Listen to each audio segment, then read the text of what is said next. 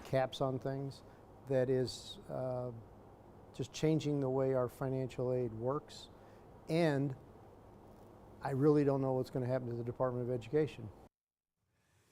The changing landscape for schools like Sullivan University in Louisville. Colleges and universities across the country are tightening their belts as the U.S. Department of Education's future remains in question. Sullivan University, a small private school in Louisville that dates back to 1962, says starting next year, their students could see dips in the amount of financial aid that they can get. Well, meanwhile, we're also seeing universities make tough financial decisions. Sullivan getting rid of 21 positions now.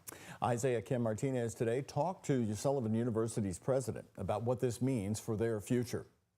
95% of our students in housing were culinary students. Sullivan University, perhaps best known for its culinary school and bakery, which reopened after COVID just 2 years ago, is facing new challenges. Funding could go back to the states.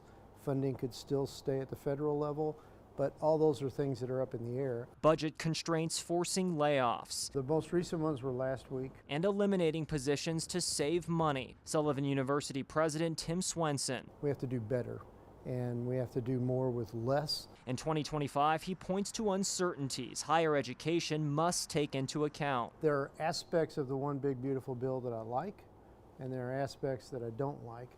The thing that makes it challenging is the ability for students through financial aid to afford school. Universities across the country are closely watching what happens to the U.S. Department of Education, which the Trump administration aims to one day shutter entirely and bring federal student loan programs under state control. As they're cutting funding, that immediately impacts the availability of funds to students, and that impacts their ability to go to college. Meanwhile, Sullivan's major cost saver recently putting its nearly $10 million residence hall on the market this year. We could put about 500 students in there, and it was about 20% full.